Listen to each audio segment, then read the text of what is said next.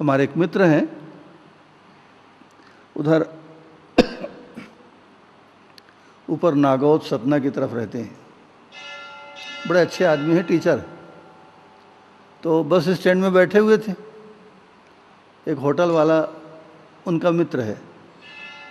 तो एक मोटा तगड़ा मजबूत, वो ठाकुरों का इलाका है, आप जानते हैं, ऐसे मूछ वाला एक आदमी आया, वो भी आके बैठा। तो वो लोग बातचीत कर रहे थे, तो सुन के समझ गए वो सज्जन कि ये टीचर है। तो उसने कहा, गुरुजी खाना खिलाओ जी, बहुत भूख लगी है।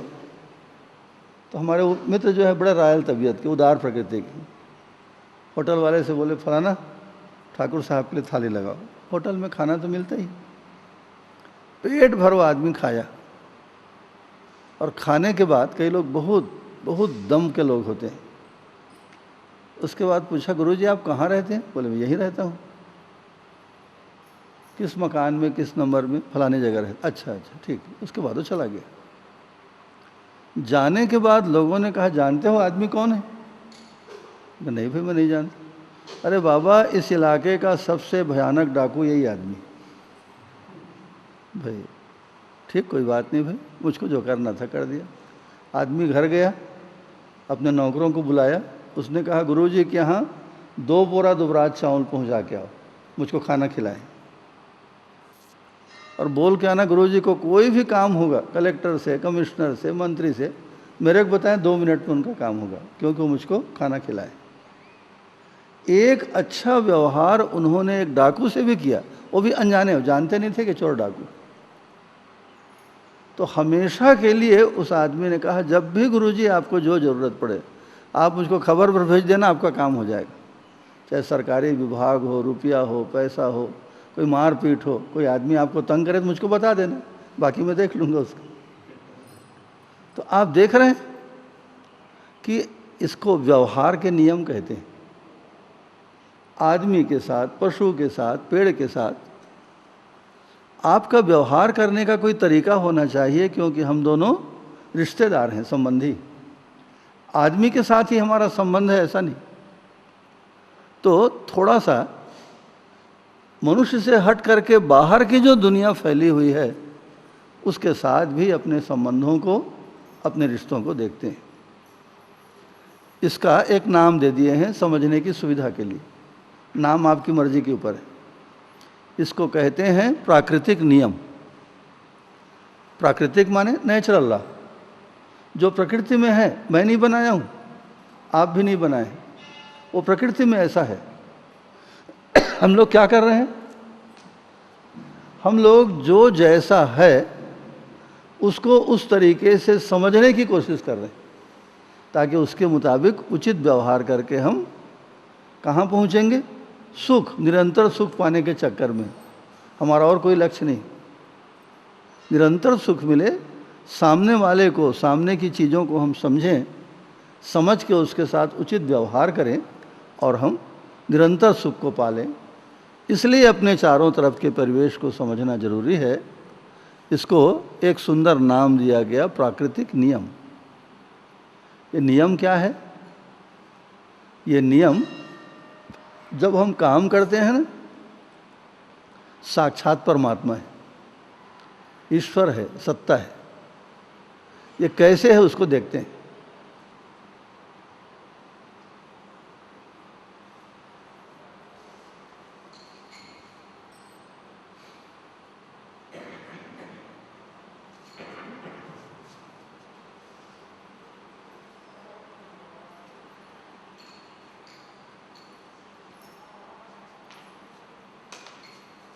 तो क्या देखने को मिलता है?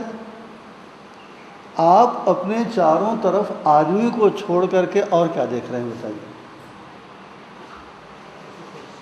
पशु, पक्षी, आदमी, मिट्टी, पत्थर, पहाड़, जमीन, खेत, हवा, पानी, आकाश, तारे। इन सारी चीज़ों को अगर एक शब्द में बोलेंगे तो क्या बोलेंगे? प्रकृति, नेचर। तो इसलिए इस नेचर में, प्रकृति में जो नियम दिखाई पड़ता है, जो तौर तरीका, विधि विधान हमको दिखाई पड़ता है, उसको हमने एक नाम दे दिया, प्राकृतिक नियम, नेचुरल लॉ। इस नियम को मैंने आपने बनाया क्या? ये प्रकृति में ऐसा ही अनादिकाल से हमको दिखाई पड़ता है। जैसे बकरी, देखिए बकरी खाती है। 4 बरस पहले भी लोग इस धरती पर थे और जो बकरियां थी उन्होंने भी लिखा एक बकरी खाती है, गाय घास खाती है। 1000, 10,000, 20,000 बरस पहले जो आदमी थे उन्होंने शेर को देखा। उन्होंने क्या देखा? शेर जो है मांस खाता है, जीव जानवर को मांस खाता है। वो आज तक शेर जो है मांस कोई खा रहा है, बकरी और कोई खा रहा है। आदमी दाल भात रोटी चावल उसको तो खाता ही। आदमी जानवरों को भी मार के भी खा जाता है, घास को भी खाता है। ये धनिया है, मेथी है, अच्छा घास तो है बाबा, और उपवास करता है। आदमी के साथ कुछ विचित्रता, कुछ विशेषता हम देखते हैं। तो इन सारी चीज़ों को विशेष करके आदमी के साथ संबंध क्या है, उसको इस प्राकृतिक नियम में समझने की कोशिश करेंगे। ये पेड़ कहाँ पर, जितने पेड़ हैं दुनिया में कहाँ जमीन के ऊपर खड़े हैं। इसका मतलब क्या हुआ कि धरती माता ने इन पेड़ों को, पौधों को, मिट्टी को, पत्थर को, घर को, मकान को अपने ऊपर, अपनी छाती पर खड़ा होने का मौका दिया। अगर धरती माता धक्का मार दे तो सारे बेचारे गिर जाएंगे, एक भी मकान जिंदा नहीं बचेगा धरती। तो जितनी चीज़ें आज की तारीख में हैं इस धरती में, तो धरती माता की उदारता के कारण है। अगर आप लोग उदारता पूर्वक इस शहर में, इस मंदिर में हम लोगों को रहने के लिए, काम करने के लिए जगह न देते तो ये कार्यक्रम हो पाता क्या? ये उदारता का परिणाम है। धरती अगर अपनी छाती में बढ़ने के लिए, खड़े होने के लिए पेड़ पौधों को जगह न दे तो क्या पेड़ जिंदा रहेंगे? ये धरती ने अपनी उदारता, जैसे माँ अपने बच्चे के प्रति दिखाती है, ऐसी उदारता उन्होंने दिखाई। अब थोड़ा सा देखिए कि पेड़ लोग क्या कर रहे हैं। ये पेड़ बड़ा होकर धरती से रस खींचता है, धरती से कुछ खाद्य पदार्थ, खाने की चीज़ खींचता है, और ये पेड़ जो है बड़ा हो रहा है, मोटा हो रहा है, ऊंचा हो रहा है। उसके बाद ये पेड़ क्या करता है? अपने फूलों को, फलों को, पत्तियों को, सूखी हुई डंगालियों को फिर इसी ज़मीन पे गिरा देता है। उसके बाद बरसात के मौसम में जब पानी बरसता है तो यही सूखी हुई छोटी छोटी डालियाँ, यही पेड़ के पत्ते, फूल, फल उस पानी में सड़ जाते हैं और सड़ के खाद बनाते हैं, फर्टिलाइज़र, नेचुरल खाद, रासायनिक खाद नहीं है, सरकारी बोरा वाला। और खाद बन के क्या करते हैं? धरती को ज़्यादा उत्पादक बनाते हैं, धरती में ज़्यादा कुछ पैदा करने की ताकत देते हैं।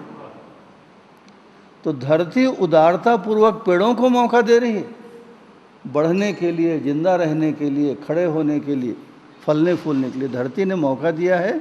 इसलिए पेड़ पौधे बेचारे खड़े हो पाए, बढ़ पाए, जी पाए। और पेड़ पौधे क्या कर रहे हैं? धरती को समृद्ध बना रहे हैं अपने फलों से, फूलों से, पत्तों से, डंगालियों से। एक पेड़ गिर के कुछ समय के बाद सड़ जाएगा, सड़ के फिर खाद बन जाएगा, धरती और ज़्यादा फर्टाइल, और ज़्यादा उत्पादन की शक्ति से संपन्न हो जाएगी। तो ये दोनों में क्या दिखाई पड़ता है संबंध? ये जो तौर तरीका है उसको क्या कहते हैं? पूरकता, एक दूसरे के लिए पूरक। आज उस पूरकता में आदमी की गलतियों से कुछ कमी मालूम हुई तो हम लोग सरकारी खाद ला के डालते। खाद तो चाहिए ही, कोई चीज़ अच्छे से पैदा करना हो तो बिना खाद के कैसे पैदा करेंगे?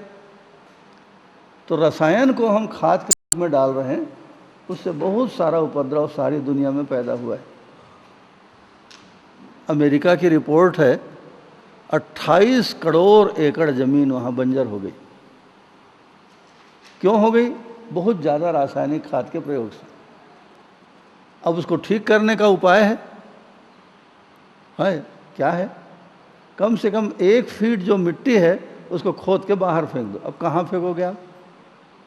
1 एकड़ ज़मीन को 1 फीट खोद के आप फेंकवाइए बाहर, क्या खर्च आता है देखिए। 28 करोड़ एकड़ ज़मीन की 1-1 फीट मिट्टी को खोद के आप फेंकोगे, जहाँ फेंकोगे वहीं खराब होगा। पूरी धरती को किस तरह से हमने आदमियों ने अपनी गलती से बंजर मुर्दा बना दी। बंजर बने जिसमें कुछ पैदा नहीं होता। धरती की कोख जो है बांझ हो रही है, और जबकि इस काम को धरती माता पता नहीं कितने लाखों करोड़ों बरस से इस काम को कर रही। एक प्राकृतिक नियम के तहत पेड़ पौधों को जगह मिला बढ़ने के लिए, पलने के लिए, खड़े होने के लिए। उन पेड़ पौधों ने अपनी फूल, पत्तियां, डंगालियां, अपनी सुगंध को फैलाकर उन्होंने वातावरण को शुद्ध किया, धरती को फर्टाइल बनाया। एक दूसरे के पूरक हैं, और धरती जो है इन पेड़ पौधों के लिए उदार है। तो 2 चीज़ें हमको धरती और पेड़ पौधों के बीच में दिखाई पड़ती है। वो क्या है? उसको कहते हैं पूरकता।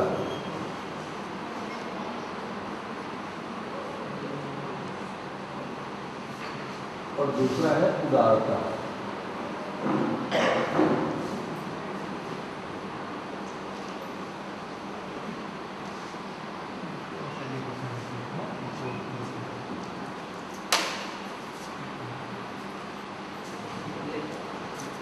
पूरकता और उदारता, ये 2 चीज़ें हमको प्रकृति में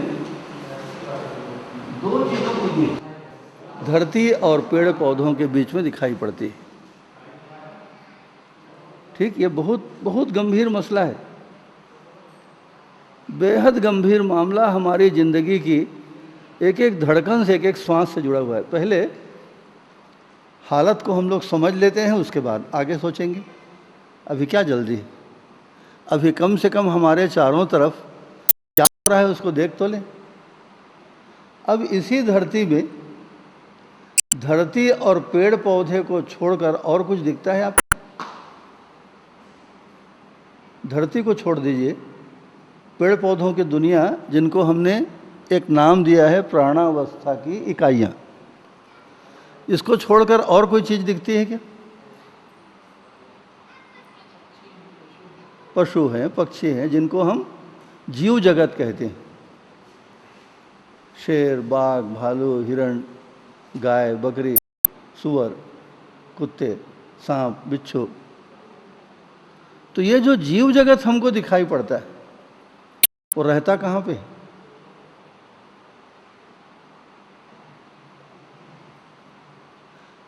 इन जीवों को रहने के लिए कहाँ पे जगह मिली? जंगल क्या है? धरती तो है बाबा। धरती नहीं तो जगह दी है उनको। अगर धरती ना हो तो बेचारा गाय किसके ऊपर चलेगी? बंदर कहाँ पे खड़ा होगा? बकरी? अरे शेर क्यों ना हो? शेर कोई हवा में ऐसा थोड़ी उड़ जाएगा। हर प्राणी को, अगर पक्षी जो है पेड़ के ऊपर बैठता है बोलेंगे, और तो पेड़ गरीब किसके ऊपर बैठा है? धरती के ऊपर। धरती के बिना, अगर धरती ना हो तो ना कोई पेड़ होगा, ना कोई पशु होगा, ना कोई पक्षी होगा।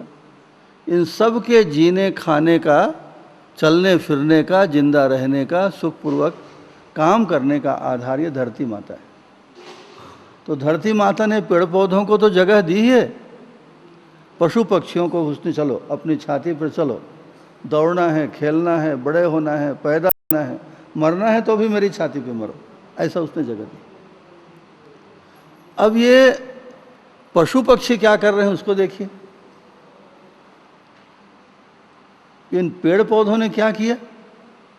पशु पक्षियों को खाने का सामान दिया। बकरी जो है पेड़ पौधों के पत्तियों को खाती। ये अनंत जो पक्षी हैं बेचारे, वो पेड़ के जो भी फल हैं, पत्तियां हैं, उसको खा के अपना जीवन जीते हैं।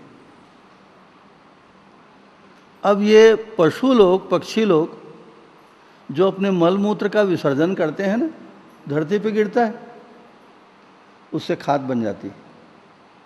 यहाँ तक कि पशु लोग जो श्वास भी छोड़ते हैं तो उनकी छोड़ी हुई श्वास भी बहुत स्वास्थ्यकारी है।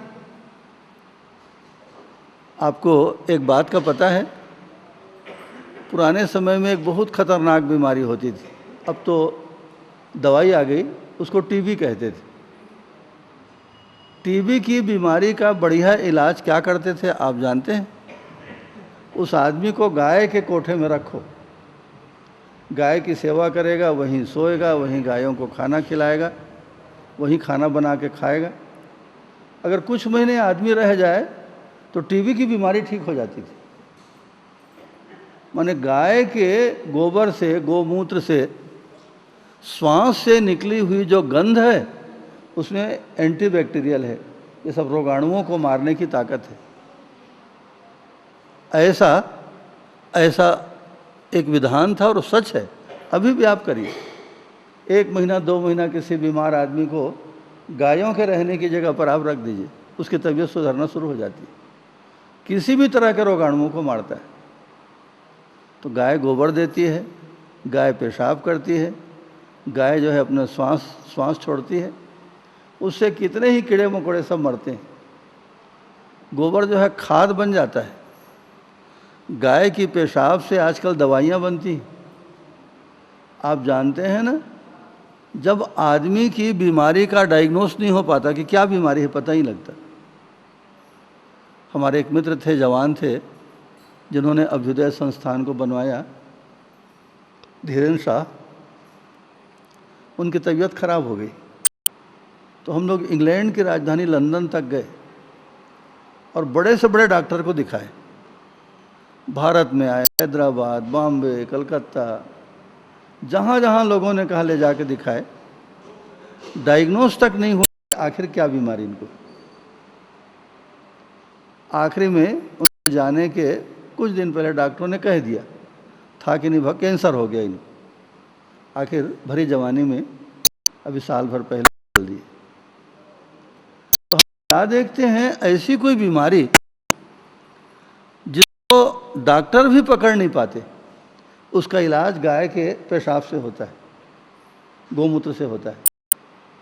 गोमूत्र की बेहतरीन दवाइयाँ बनती हैं, फसलों को भी कीड़े मकोड़े से बचाने के लिए और आदमी को भी गंभीर बीमारियों से छुटकारा दिलाने। हमारे यहाँ एक ऐसा प्लांट लगा दिए गोमूत्र से दवाई बनाने का, दूर दूर के लोग आकर उस दवाई को ले जाते हैं। हमारे यहाँ से रायपुर शहर नज़दीक है, तो शुद्ध देशी गायों की डेयरी, दूध तो जाता ही जाता है, इतने बड़े कंटेनर में डब्बे में भर के गोमूत्र जाता है ताज़ा। सुबह 6 बजे के पहले निकल जाती है गाड़ी। और रायपुर में बड़े बड़े लोग, समता कॉलोनी आप जानते हैं, सब बड़े लोगों की कॉलोनी। समता कॉलोनी बड़े बड़े लोग आकर के उस गोमूत्र को ताज़ा पी लेते हैं तुरंत। कप रखा रहता है, कुर्सियाँ रखी रहती हैं, गोमूत्र ले जाकर रख देते हैं। नल से खोलो भी, जितना आपको पीना, 1 कप पियो, आधा कप पियो, 1 गिलास पियो, रोज पीते हैं लोग। और आपको सुनकर बेहद आश्चर्य होगा, बड़े से बड़े डॉक्टर और बड़े से बड़े इलाज के द्वारा अगर आपकी बीमारी ना ठीक होती हो तो बस आप गोमूत्र को पीना शुरू कर दीजिए, इतना से आधा कप, और कुछ नहीं तो 5-7 जो चाय की चम्मच है, 3-4 चम्मच से शुरू करिए, 7-8 चम्मच तक माने। अगर ज़्यादा तीखा लगता है तो उसको थोड़ा पानी मिला लीजिए, डाइल्यूट कर लीजिए और बस पी जाइए। 1-2 महीना पीजिए, आपकी भयानक बीमारियां दूर हो जाएंगी। तो हमने क्या देखा, ये पशु पक्षी को खाने की खुराक पेड़ पौधों से मिलती, और पेड़ पौधे और पशु पक्षी इसी धरती पर रहते हैं।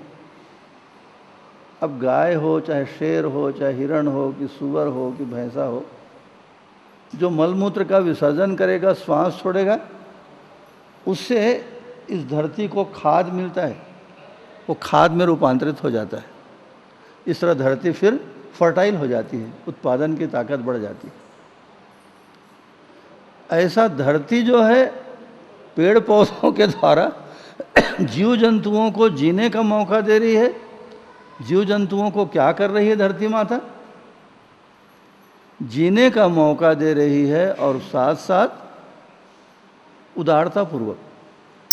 और ये जीव जंतु धरती माता में जो भी उनके द्वारा छोड़ा हुआ है, बेचारे अब गाय बैल तो हैं, आदमी तो है नहीं, वो धरती को खाद पानी दे रहे हैं, धरती को और उर्वरक उत्पादक बना रहे हैं। इस तरह धरती, पेड़ पौधे, पशु पक्षी, इनका एक जो चक्र ऐसा चला हुआ है गोल। धरती ने उदारता दिखाई, पेड़ हो गए, उन पेड़ों को खाकर धरती पे जिंदा रह के, घूम के, फिर के, चल के ये जीव जंतु जो है अपनी ज़िंदगी चला रहे हैं। ये पेड़ पौधे और पशु पक्षी जो कुछ भी विसर्जित करते हैं वो सारा का सारा खाद बन जाता है और खाद बन के धरती की उत्पादकता को बढ़ा रहा है। इस तरह अखंड पता नहीं कितने हजारों लाखों वर्षों से ये एक दूसरे के साथ पूरकता और उदारता का कार्यक्रम इस पूरी धरती पर अपने चारों तरफ की दुनिया में चलते हुए हम लोग देख पाते हैं। ठीक, ये दिखता है आपको बिना दर्शन के, बिना किसी किताब के, आपको अपनी आंखों से दिखता है।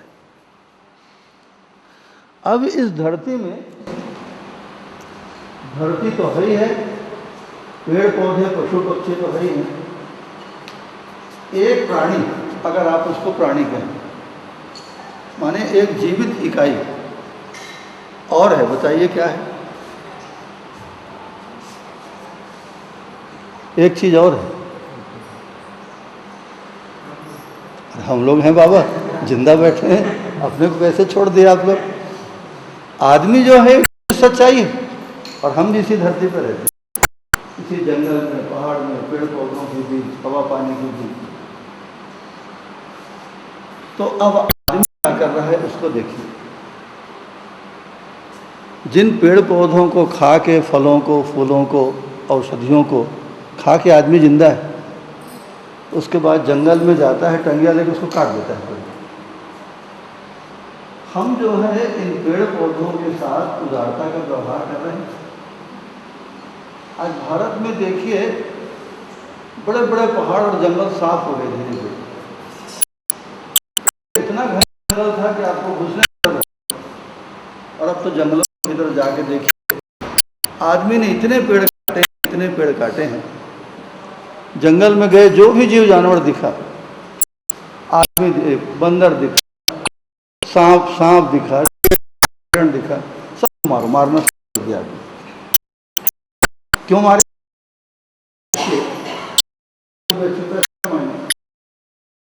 अभी लोग, जंगल के लोग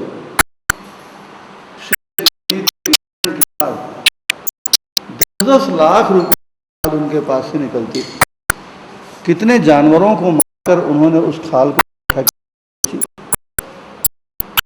अभी एक फैशन चला हुआ है सांपों की चमड़ी से सब बैग बनाने का, चप्पल बनाने का। लोगों ने क्या किया, सांप को पकड़ किस निर्दयता के साथ व्यवहार करते हैं आपको पता है? अगर हमको कोई खड़ा करके माथे में, मुंह में एक खीला ठोंक दे, आपको कैसा लगेगा? पेड़ के ऊपर ऐसा सांप के फण को ऐसा रख के उसमें खीला ठोंक देते हैं। अब फण के ऊपर आप सोचिए, अब वो सांप बेचारा छटपटाता है, उसकी पूंछ को पकड़ लेते हैं और एक ग्रेट पत्ती से उसके सिर से लेकर पेड़ तक को ऐसे छीड़ देते हैं। सांप अभी जिंदा है ना, अब जिंदा सांप के खाल को उसमें पकड़ के, चिमटा में पकड़ के खींच देते हैं, निकाल देते हैं, उसको छोड़ देते हैं। जिए मरे छटपटाए कुछ भी, अपने क्या लेने देना, हमको खाल से मतलब है, क्योंकि खाल बेच के पैसा कमाना है। एयरपोर्ट में सांपों 2-2 हज़ार, 4-4 हज़ार खाल पकड़ी गई, माने 1-2 नहीं, कई लाख सांपों को मार के उसकी खाल निकाल लो, हिरण की खाल निकाल लो, शेर और चीते की खाल निकाल लो। हमको चमड़ी से मतलब है क्योंकि उससे पैसा मिलता है। लाखों प्राणियों का, अब तो सरकार इतना डर गई कि सरकार ने नियम बना दिया है, जंगल के किसी प्राणी को कोई आदमी मारना है, मारे तो सजा होगी, कानून जुर्म। उसके बाद भी चोरी से मार रहे हैं, पेड़ों को धरातल काट रहे हैं लोग, जंगल के जंगल साफ हो गए। अब तो बड़ी बड़ी मशीनें आ गई, पहले तो खलिया से काटते थे, आरी से काटते थे। आजकल इतनी बड़ी मशीन आ गई है राक्षस की तरह। जैसे हम लोग किसी आदमी को ऐसा हाथ में पकड़ लेते हैं ना, उस मशीन के हाथ है, वो मशीन जाके ऐसा ऐसा पकड़ लेता है पेड़ को, ऊपर से पकड़ लेता है, नीचे से, बीच से, 2-3 जगह से पकड़ लेता है। बहुत बड़े बड़े पेड़, ये जो पेड़ दिख रहे हैं कुछ नहीं, ये कुल मिलाकर 5 मिनट का काम है। और नीचे ऐसा गोल गोल जैसा आरा मशीन आप देखें, ऐसा एक आरी चलती है, कर कर कर कर कर 5 मिनट में उस पेड़ को काट के, वो कट गया माने अलग हो गया ज़मीन से, और ऐसा पकड़ा तो है मशीन, उसको ले जाके जहाँ चाहे ऐसा बांध देता है। 5 मिनट लगता है एक पेड़ को काटने में। जिस पेड़ को जिंदा करने में, बढ़ने में 50 बरस लगा, उसको 5 मिनट में आप काट डालते हैं, और काट के उसकी छाल और उसकी लकड़ी को बेच बाच के 2-5 पैसा कमा लेते हैं। तो आदमी एक ऐसा प्राणी है, अगर हम उसको प्राणी कहें, जो पेड़ को भी काट रहा है, जीव जानवरों की भी हत्या कर रहा है। ज़मीन में हम लोग कुआं खोदते थे, कितना खोदेंगे? 50-60 फीट। अब तो 1000 फीट खोद देता है मशीन आके। एक बड़ी बड़ी मशीनें आती हैं घड़घड़ाते हुए, जो काम 6 महीने साल भर में होता है, एक दिन में, 2 दिन में खोद के 1-1000 फीट से पानी या कोई मिनरल है उसको निकाल के चल देता है। तो मनुष्य एक ऐसा प्राणी है जो इस प्राकृतिक नियम को स्वीकार करने के बदले धरती के साथ, पेड़ों के साथ उदारता और पूरकता दिखाने के बदले उनका शोषण करने में, उनको चूसने में, उनको मारने में लगा है। वो अंग्रेजी का शब्द बहुत सही है, एक्सप्लॉयटेशन कहते हैं। एक्सप्लॉयटेशन माने शोषण करना, चूहक देना। बांग्लादेश में जब युद्ध हुआ तो पाकिस्तानी सैनिकों ने क्या किया था आपको पता है? कैदियों को पकड़ पकड़ के लाते थे। जो उनके विरोधी हैं बांग्लादेश के लोग, उनको पाकिस्तानी सेना के लोग पकड़ के जेल में रखते थे। और उन कैदियों को क्या करते थे? भाई इनको मारोगे तो 1 पैसे का फ़ायदा नहीं, तो क्यों ना जिंदा आदमी का लहू निकाल लो जी, लहू हमारा काम पड़ेगा, हज़ारों लाखों रुपए का लहू मिलेगा। तो जिंदा आदमियों का सारा लहू जो है मशीन के द्वारा खींचते थे।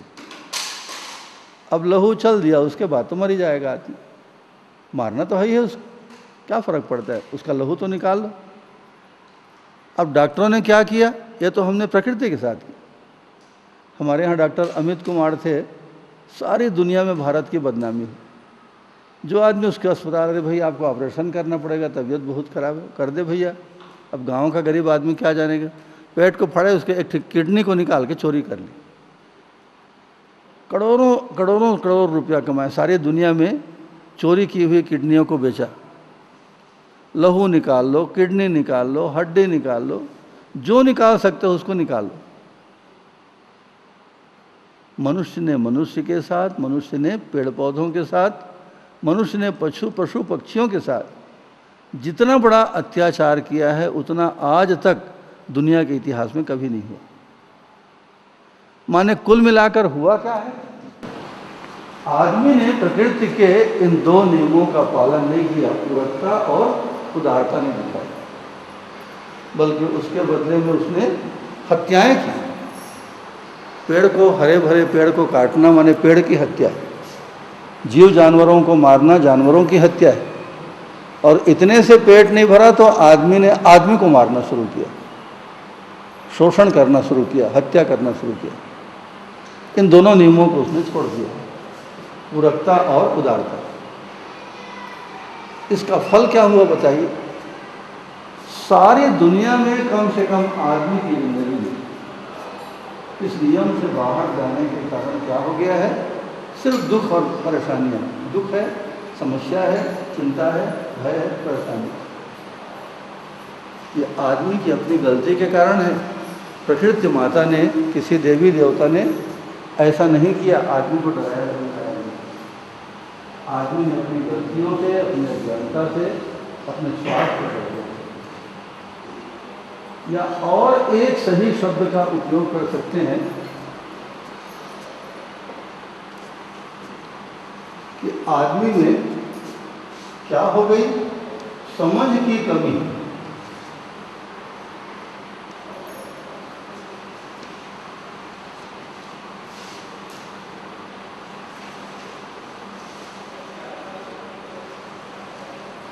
आदमी में जो समझ की कमी है, इसके चलते मनुष्य ने पेड़ पौधों को भी मारा, जीव जंतुओं को भी मारा, और अब आदमी को मारने लगा। युद्ध माने क्या है? ये बम बारूद बंदूक ये क्या चीज़ें हैं? ये आदमी को मारने का दुनिया भर का इंतजाम है, तौर तरीका है। और करोड़ों करोड़ लोग आज दुनिया में जो मारे गए, इतिहास को देखिए आप। वो क्या किसी शेर ने मारा? किसी सांप ने चाप दिया उसको? कोई भालू खा गया? अरे बाबा, आदमी को आदमी ने मारा। आप हजारों साल का जितने करोड़ लोग मरे हैं इस धरती पर, जो जवान भरी जवानी में मरे, उन करोड़ों लोगों को मारने वाला कौन है? आदमियों को मारने वाला आदमी। हम क्या देखते हैं? जबकि प्रकृति में नियम एकदम उल्टा है। आप सारे नेचर को देखेंगे, उसमें पूरकता और उदारता दिखाई पड़ती है। और आदमी ने अपनी तरफ से जो दिमाग लगाया, जो कार्य किया, जो सोचा, उसमें समझ की कमी से उसने शोषण किया और हत्याएं उसकी की। और भी काम आदमी ने किया है। किसी भी कारखाने के पास आप चले जाइए, उस कारखाने की गंदगी जो निकलती है और ज़मीन में जब फैलती है, किसी नदी नाले में जाकर गिरती है। हमारे यहाँ भिलाई में आप चल के देखिए, इतनी गंदगी कि पूरा नाला और नदियाँ जो है खराब हो गई, बर्बाद हो गई। पेड़ के साथ, प्रकृति के साथ, धरती के साथ, पानी के साथ 24 घंटे कारखानों से जो जहरीला धुआं निकलता है। आज अमेरिका की रिपोर्ट है कि आज से 25 साल के बाद जिस मात्रा में हम जहरीले धुएं को चारों तरफ फैला रहे हैं मशीनों से निकाल कर, कल कारखाने, हवाई जहाज, मोटर, रेल, तो हवा में इतना जहर फैल जाएगा कि बच्चा पैदा हुआ और पहला काम उसकी नाक में ऑक्सीजन की पाइप को डालो। अगर खुली हवा में ऐसा सांस लेगा तो मर जाएगा फटाक से। इतना जहर इस धरती की हवा में फैल जाएगा 25 साल के भीतर। इतने कल कारखाने, माने जहरीला धुआं उगलने वाले मशीनों को, कारखानों को, यंत्रों को, तो पूरा वातावरण जो है जहर फैल गया है, धरती पर जहर फैल गया है। जो दवाइयाँ, जहरीली दवाइयाँ हम कीड़े मकोड़ों को मारने के लिए छिड़कते हैं फसलों में, उससे हमारी पूरी की पूरी फसल जो हम पैदा कर रहे हैं उसमें जहर भर गया है। इतना जहर कि धरती को देखिए, पानी को देखिए, हवा को देखिए, जहर ही जहर है। इसको किसी पेड़ पौधे ने, किसी शेर भालू ने, किसी सांप बिच्छू ने, जबकि सांप बिच्छू में जहर होता है ना, किसी एक सांप ने पूरे जंगल को जहरीला बना दिया, ऐसा आज तक आप सुने? एक बड़ा जहरीला सांप था भाई यहाँ, उस सांप के जहर से पूरा का पूरा जंगल में जहर फैल गया, ऐसा आज तक लाखों वर्षों में आप सुने? लेकिन आदमी ने एक जंगल को नहीं बाबा, पूरी धरती को जहर से भर दिया। ये कहानी, ये आदमी की कहानी। माने एक शब्द में इन सारी बातों को हम क्या कह सकते हैं? आदमी ने, जबकि आदमी भी इसी प्रकृति का, नेचर का एक हिस्सा है। कल आप लोग सुने हैं प्रकृति को 2 भागों में बांटा गया है। एक को कहते हैं जड़ प्रकृति, ये मिट्टी, पत्थर, पेड़ पौधे बेचारे मरेंगे तो धरती में फिर खातू बन जाएंगे। और दूसरे को कहते हैं ये जीव जंतु और आदमी, इसमें जड़ प्रकृति का हिस्सा हमारा शरीर, और इस जड़ प्रकृति के साथ एक चैतन्य, जीवन नाम की चीज़। तो इसलिए हम आदमी को, जीव जंतुओं को चैतन्य प्रकृति कहते हैं। लेकिन जड़ हो या चैतन्य हो, है तो प्रकृति है ना। हम इसी प्रकृति के हिस्से हैं और प्रकृति के नियम को नहीं मानते। आप गाड़ी चलाते हैं, आप गाड़ी के मालिक हैं, और गाड़ी का एक नियम है, सड़क में चलाइए, तालाब में आपकी गाड़ी नहीं चलेगी, तो जंगल में घुसा देंगे आप अपनी कार को, नहीं चलेगी। आप कार के मालिक हैं, इसलिए आप कार का जो नियम है सड़क सड़क चलाओ, उसको आप नहीं मानते। आप जंगल में, नदी, तालाब में, कहीं भी आप घुसा देते, उसके बाद आपकी कार चलेगी क्या? वो सिर्फ दुर्घटनाग्रस्त होगी और उसमें बैठे हुए आपके भी हाथ पैर टूटेंगे, हो सकता है जान भी चली जाए। तो या तो आप कार को मत चलाइए, और चलाते हैं तो कार का जो नियम है पेट्रोल डलवाना है। आप बोलेंगे नहीं मेरे पास पैसा नहीं, मैं पानी डलवा के गाड़ी चलाऊंगा, आपकी गाड़ी नहीं चलेगी। मैं सड़क में नहीं, जंगल में और तालाब में कार को चलाऊंगा, आपकी गाड़ी नहीं चलेगी।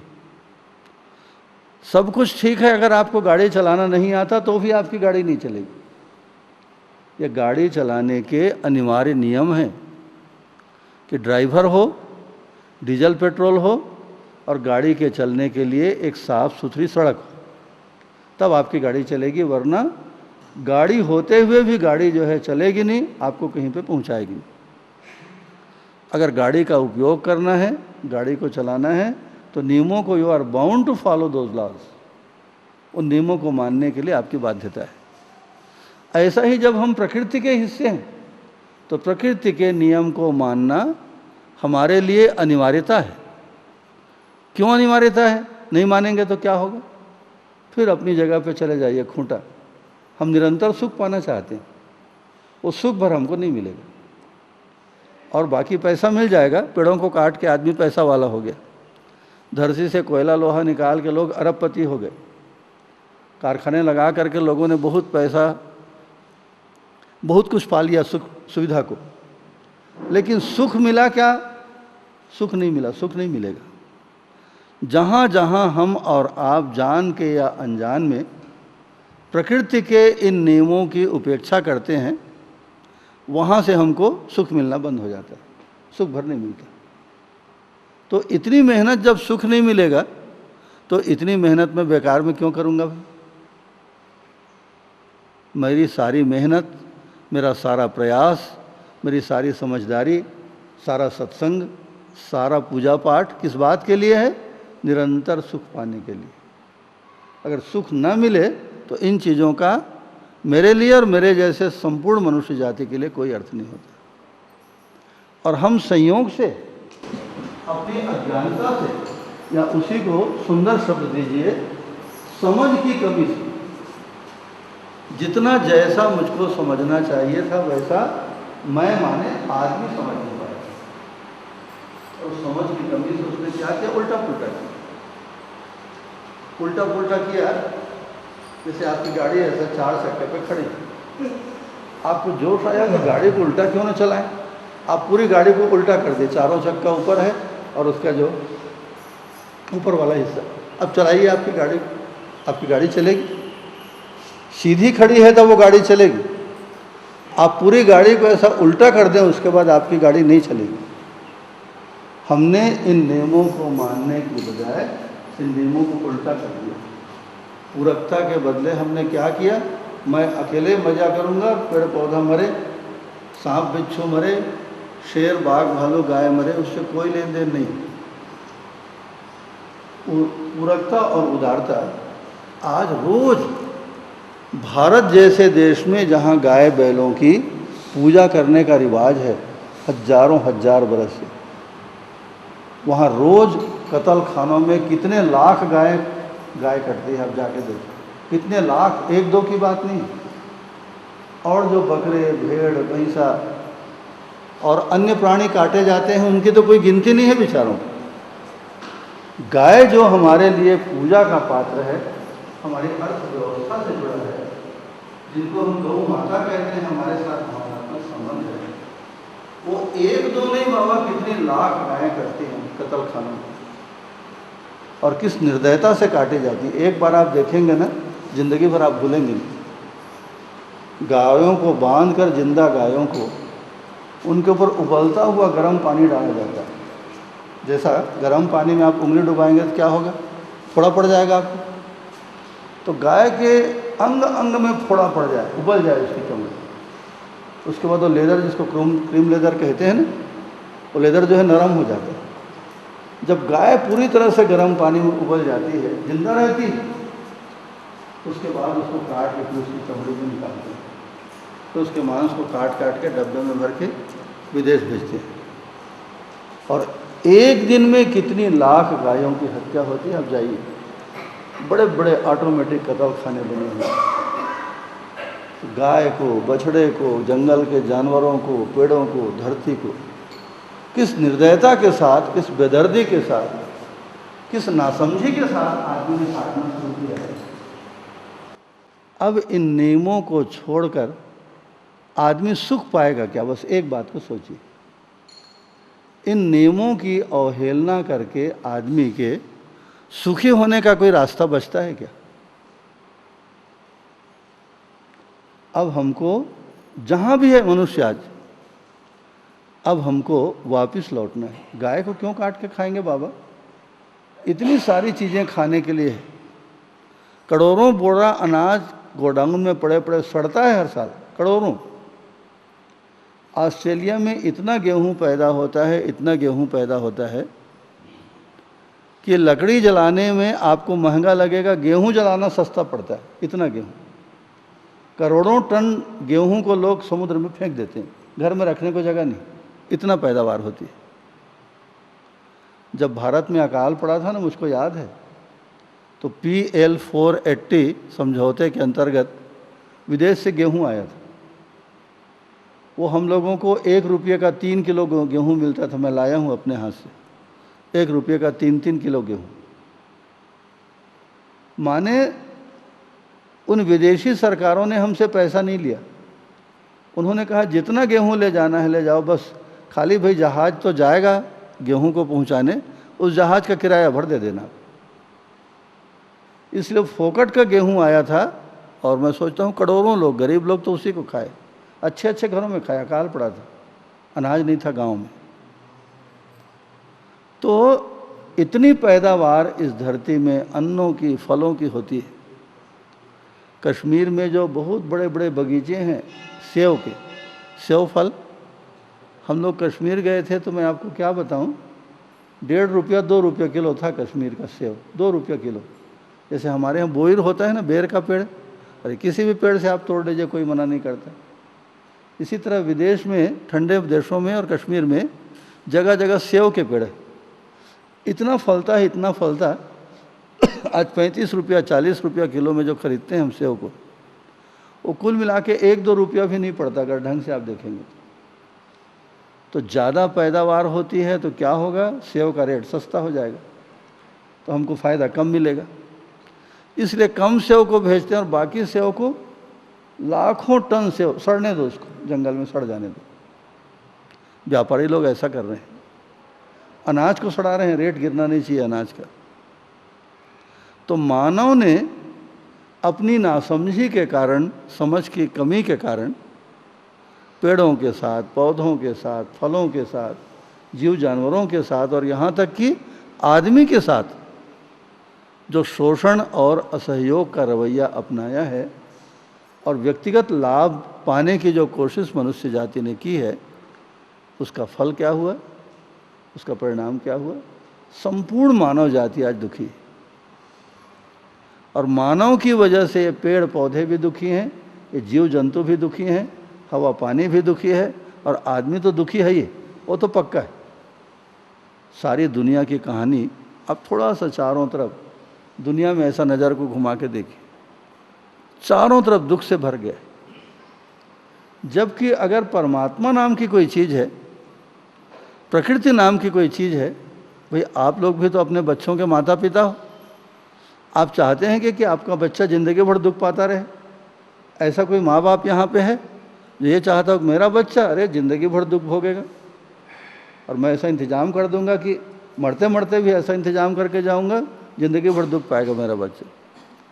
ऐसा कोई माता पिता करते हैं क्या? ये प्रकृति हमारी माँ है।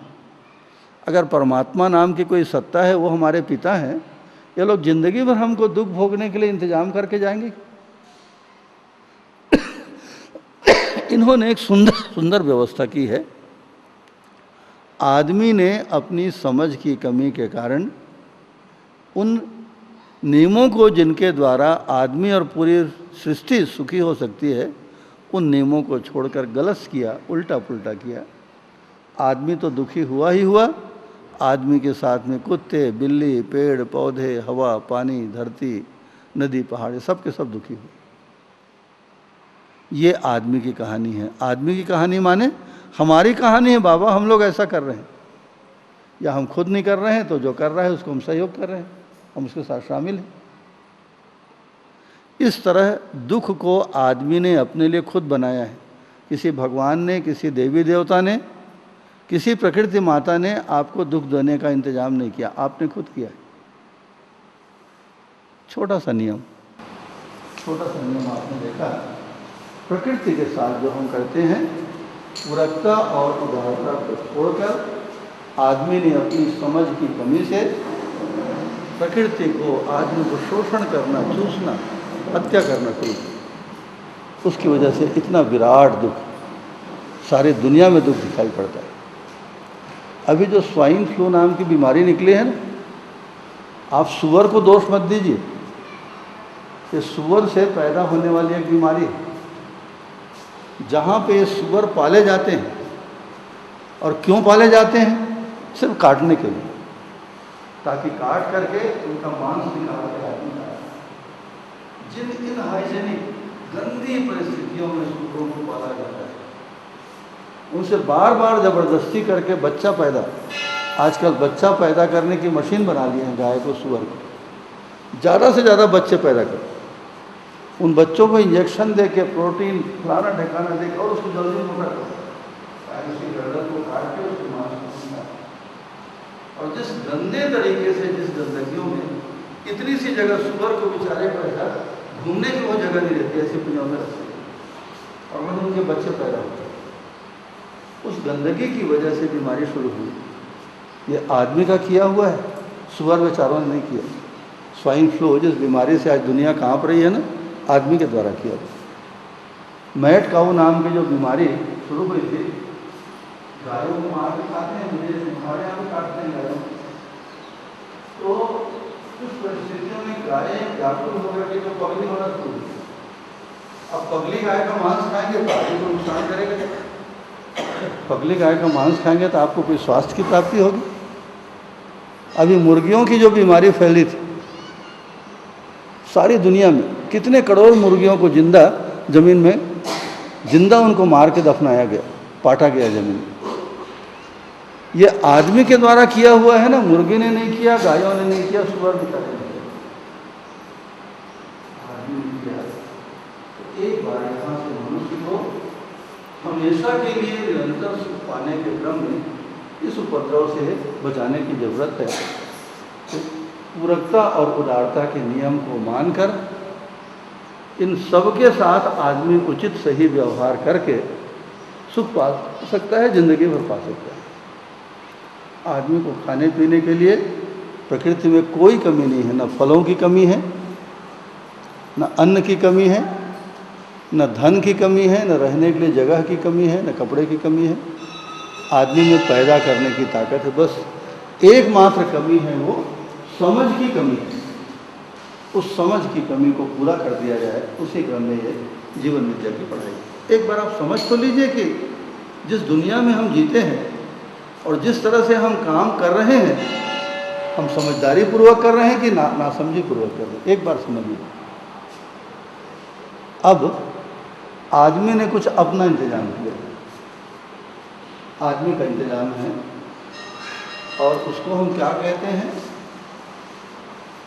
प्राकृतिक नियम को आपने देखा, प्राकृतिक नियम को छोड़ करके उसका पालन न करने के कारण आदमी आज सारी दुनिया में दुखी है, और ज़्यादा दुखी होगा। और एक ऐसा वक्त आएगा जब आदमी के मरने की, बर्बाद होने की, तबाह हो जाने की स्थिति आएगी। अब एक नियम और देख लेते हैं जो आदमी ने अपने लिए बनाया है, उसको हम बातचीत में सामाजिक नियम।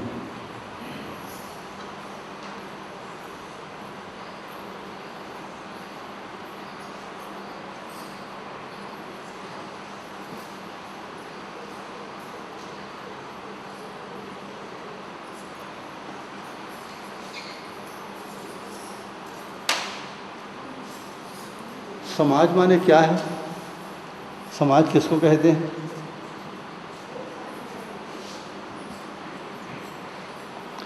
हमारे आपके जैसे लाखों करोड़ों आदमियों का समूह है, उसको समाज कहते हैं। लाख हो सकते हैं, 10 लाख हो सकते हैं, 1 करोड़ हो सकते हैं। इस तरह बहुत बड़ी मनुष्य जाति का एक जो झुंड है, जो वर्ग है, उसको हमने समाज ऐसा नाम दिया। और समाज कुछ नहीं, अगर आदमी को निकाल देंगे तो समाज नाम की चीज़ गायब हो जाएगी। तो समाज की इकाई क्या है? मनुष्य ही है, आदमी है। तो इस समाज में सुखपूर्वक, व्यवस्थापूर्वक जीने के लिए हमने कुछ नियम बनाए। उन नियमों को हमने नाम दिया सामाजिक नियम। इतनी सारी चीज़ें हैं, ज़मीन है, जंगल है, घर है, मकान है, पेड़ पौधे हैं, पहाड़ हैं। इनके द्वारा दुनिया के करोड़ों लोग अपनी रोजी रोटी चला रहे हैं, ज़मीन से, पहाड़ से, जंगल से, कारखाने से, मशीन से। तो आखिर जो धन पैदा होता है या जो चीज़ उत्पादन होता है, अनाज के रूप में, फल के रूप में, सब्जी के रूप में, कपड़े के रूप में, ये मशीनों के रूप में, तो किसको कितना मिलना चाहिए बताइए? अगर मेरा वश चले ना, तो गांव में जितना अनाज पैदा होता है उसको एक आदमी अकेले रखे, मुझको सारा अनाज चाहिए। क्या करोगे भैया? ज़्यादा पैसे में बेचूंगा जी, पैसा कमाऊंगा। इस जंगल में जितनी लकड़ियां हैं, सारी लकड़ियों को काट के मैं पैसा बनाऊंगा। जितना बढ़िया पत्थर दिख रहा है, चट्टान, सबको तोड़ के गिट्टी बना दूंगा, इसको बेच बेच के करोड़ों अरबों रुपया कमाऊंगा। अगर आदमी का वश चले तो आदमी कुछ भी उठपटांग करने को तैयार है। और ऐसा ही हर आदमी अगर सोचे और करे तो दुनिया में कोई जंगल, कोई पहाड़, कोई जमीन, पेड़ पौधे भी बचेगी, सब खा जाएंगे। तो समाज में झगड़ा ना हो, क्योंकि आप उल्टा सीधा करेंगे तो विवाद होगा, झगड़ा होगा, द्रोह विद्रोह होगा और आखिर में गाड़ी युद्ध में जाएगी। और युद्ध माने परमाणु युद्ध, एटॉमिक वार माने सर्वनाश, उस जगह पे हम पहुँच गए। तो क्या है सामाजिक नियम?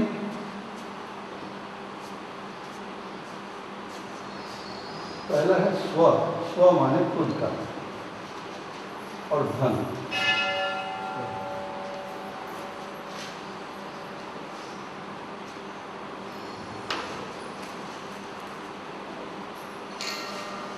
स्व माने मेरा धन।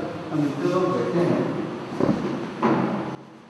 और दुनिया में आप जानते हैं, बैंक में, खजाने में, कोठी में, गोडाउन में बहुत सारी संपत्ति अन्न के रूप में, धन के रूप में, सोना चांदी के रूप में, सामान के रूप में। जिसके पास मान लीजिए 2000 कुर्ता है, इस मान लो 2-5 हज़ार धोतियाँ जिसके घर में, वो क्या करेगा? इन धोती कुर्तों को खाली बेच बेच के बाबा लाखों रुपया कमा लेगा। अगर एक एक धोती में, एक एक कुर्ते में 2-2, 5-5 रुपया, 10-10 रुपया भी अगर खरीदी कीमत या उत्पादन की कीमत से ज़्यादा लेते जाए तो करोड़ों अरबों रुपया कमाएगा। कारखाने वाले ये तो सब कर रहे हैं। तो उसमें से मेरा धन कितना है, आपका धन कितना है, नौकर का कितना है, सरकार का कितना है, उसको कैसे तय करेंगे? तो उसके लिए 3 आयाम हैं। उसको कहते हैं, आपने जो मेहनत की है, अपनी मेहनत के फलस्वरूप कमाया हुआ धन, उसको स्वधन कहते हैं, माने मेरा धन। कोई आदमी मजदूरी करता है, कोई आदमी व्यापार करता है, कोई नौकरी करता है। जो भी काम आप करते हैं और उसके प्रतिफल के रूप में, उस काम के बदले में जो पैसा, रुपया, अनाज, कपड़ा जो भी आपको मिलता है वो आपका है। इसमें कोई झगड़ा नहीं। भाई आप मजदूर से काम लेते हैं, किसी कर्मचारी से काम लेते हैं, महीने के आखिरी में या सप्ताह में या रोज़ी के हिसाब से आप उसको पैसा या तनख्वाह या अनाज कुछ भी देते हैं। हम लोग गांव में ज़्यादातर पहले अनाज देते थे, 1 बोरा धान, 2 बोरा धान, जैसी जिस समय की परिस्थिति हो। तो स्वधन माने अपनी मेहनत के फलस्वरूप जो हमको मिलता है, स्वधन है। वही हमारी असली कमाई है। उस कमाई को खाइए, अमृत है वो। आपकी ज़िंदगी में 4 चांद लग जाएंगे।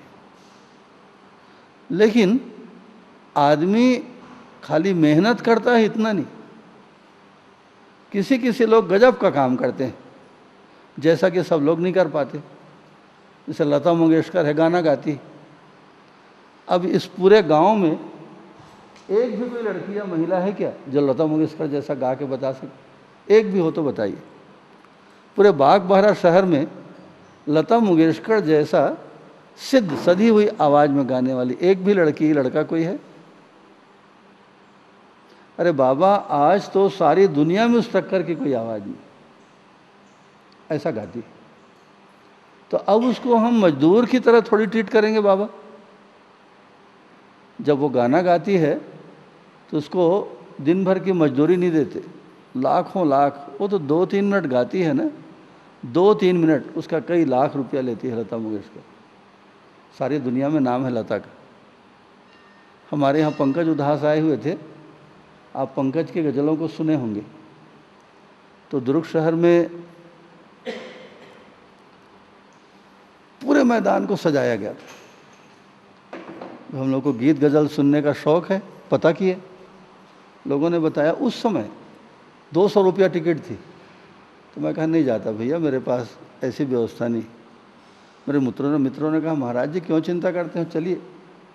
लोग सब पहुँच वाले आदमी थे, ऐसे सामने में ले जाकर बिठाल दिए। तो जब पंकज उधास के गज़लों को सुने नहीं थे हम लोग, तो 200 रुपया टिकट कटाना हम लोगों को ज़्यादा लगता था। अब उसके बाद जब वो आदमी गाना शुरू किया, वाकई जादू है बाबा।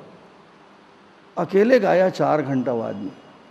कुछ ताम झाम नाटक नहीं था। एक हारमोनियम वाला था, एक कोई वायलिन वाला था, एक तबला वाला, और एक गाने वाला पंकज हारमोनियम बजा के। मतलब हजारों की भीड़, एकदम पिन ड्रॉप साइलेंस, चू नहीं करते थे लोग। उतनी बड़ी भीड़ और उतनी सुंदर व्यवस्था में आज तक नहीं देखा। पूरा मैदान खचाखच भरा हुआ था, कोई आदमी ची नहीं किया अभी। मैंने वाकई उसकी आवाज़ आत्मा को छूती है। लंदन का जो सबसे ज़्यादा प्रेस्टीजियस सम्मानजनक जो अल्बर्ट हॉल है, सारी दुनिया में गया वो आदमी। भारत में तो गाया ही गाया, उसको हम लोग ऐसे ही आमने सामने बैठ के सुने। अब उस आदमी को खाली मजदूरी थोड़ी देंगे, जिस पैसे में भी आया रहा होगा। लोग तो इतना भीग गए उसकी आवाज़ को सुन के कि ऐसा गड्ढे निकालते थे 5-5 हज़ार 7-7 हज़ार रुपये की। और उसमें एक गज़ल की फरमाइश, इसको गा दो भैया तो 5,000 रुपये तुम रखो। ऐसा किए। वो तो मेरे पास पैसा नहीं था, नहीं तो मैं भी वैसे ही किया होता, इतना मैं खुश हो गया था। अब शुरू में तो 200 रुपये की टिकट कटाने में मन हिचकता था, क्यों इतना खर्च करके जाएंगे। लेकिन जब उसको सुने, आत्मा को भिगा दिया आदमी।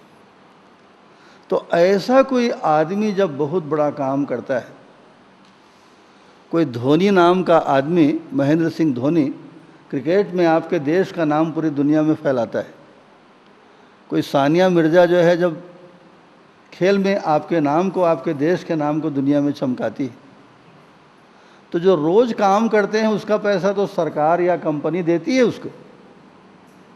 और ये जो विशेषता, चाहे वो गाने की हो, चाहे वो बजाने की हो, चाहे शाहरुख खान जो है किसी फिल्म में काम करता, आज इनकी कीमत को जानते हैं भाई। आप पूरी फिल्म को, जिस फिल्म को आप बोलिए, आप देखिए और ये देखिए कि कौन सा ऐसा काम है जिसको हम नहीं करते और वो कलाकार करता है। क्या करेगा आप लोग?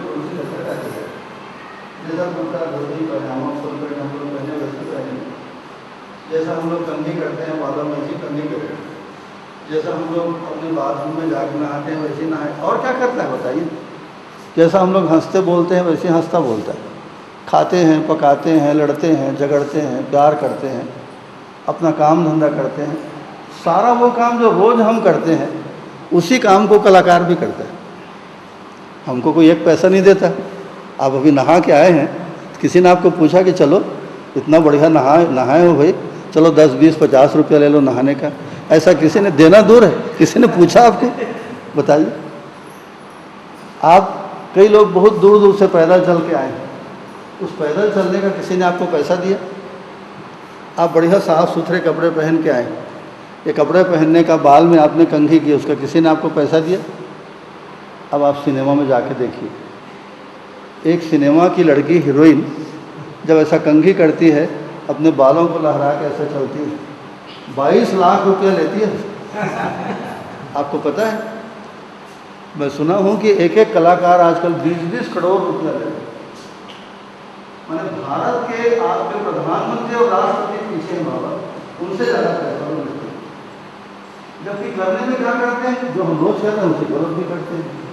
चलते हैं, फिरते हैं, देखते हैं, बोलते हैं, खाते हैं, प्रेम करते हैं, बाल बनाते हैं, नहाते हैं, और नया क्या कर दिया। फिर एक एक चीज आपको पता है, हमको जब मन आता है खिलखिलाहट हम लोग हंसते हैं, वहाँ सिनेमा के कलाकारों को 4-4 महीने मुंह पर ऐसा पहुँच कर ट्रेनिंग मिलती है। इतना जब हंसोगे ना, वो जितना हो ज़्यादा होगा तो 4-4 महीने एक एक कदम ऐसा चलना है, मान लीजिए उस चलने की ट्रेनिंग होती महीनों। चलने में, फिरने में, देखने में, श्रृंगार में, एक एक चीज में जो काव्य है, कलात्मकता है, वो इतनी बारीक चीज है, उसका असर पड़ता है। वो कैसे होता है उसका शायद आपको पता नहीं होगा। हम लोग जब विदेश जाते हैं और किसी के, खास कर कहीं लड़कियों के बाथरूम में, क्योंकि वहाँ जगह की बहुत कमी है विदेश में, वो छोटे छोटे कमरे, इतना छोटा बाथरूम है, और वहीं फिर ऐसा वो टब रहता है नहाने का, क्योंकि जगह तो है नहीं, टब में नहाते हैं। तो बाथरूम में आप देखेंगे कम से कम 100-150 शीशियाँ। अब वो कौन सी शीशी में भरा हुआ क्या काम आता है मुझको तो पता नहीं है। तो मैं घर वालों को बुला कहता हूँ, भाई खाली साबुन की तरह कोई चीज़, बाल धोने की चीज़ हो हाथ पर, बस उतना मुझको बता दो। 150-200 पूछता हूँ कितने का है, अरे ये शीशी 5000 की है, इसको पेरिस से लाई थी। ये शीशी दुबई से है, इसकी कीमत 3000 है, इसकी कीमत 7000 है। 100 150 मेकअप के सामान जिनको हम पहचानते भी नहीं। आज तो आदमी को रंगने पोतने के लिए फिल्म की दुनिया में, नाटक की दुनिया में करोड़ों रुपये का तो मेकअप रूम होता है, करोड़ों। आप देख के हिल जाएंगे, करोड़ों का बाबा। ब्यूटी पार्लर जो होते हैं मेकअप के, जो लड़की आप देख रहे हैं और जिसको देख के खुश हो रहे हैं, वो लड़की नाम की चीज़ ही नहीं है, आपको पता है। उसके बाल भी नकली हैं, उसकी आंखें भी नकली हैं, उसका चेहरे का रंग वो भी नकली है, उसके हाथ पैर की सुंदरता, सारी चीज़ नकली है बाबा। आप क्यों धोखे में? मेकअप के द्वारा उसको ऐसा सुंदर दिखाया गया है, वास्तव में लड़की बिल्कुल सुंदर नहीं, बहुत सामान्य, जैसे हम और आप लोग हैं वैसे लोग हैं बेचारे, कोई आकाश से थोड़े उतरे हैं। तो आपने क्या देखा कि जब कोई आदमी, चाहे कला का क्षेत्र हो, खेल का क्षेत्र हो, विद्वत्ता का क्षेत्र हो, पहलवानी का क्षेत्र हो, क्रिकेट हो, किसी भी क्षेत्र में जब कोई बहुत बड़ा, शानदार, गौरव को बढ़ाने वाला, देश की इज्जत को बढ़ाने वाला ऐसा कोई काम करे, तो उसको हम क्या करते हैं, जो रोज की मजदूरी है वो तो देते ही हैं, उसके साथ इनाम देते हैं,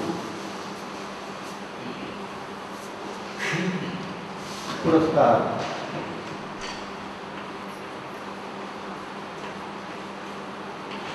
प्रतिफल, प्रतिफल माने जो हम काम किए उसके बदले में जो रोजी मजदूरी तनख्वाह हमको मिलती है उसको प्रतिफल कहते हैं।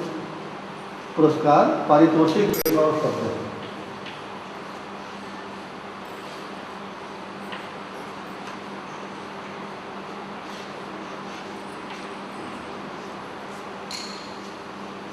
ये 3 तरह से ईमानदारी से आदमी के पास धन आता है।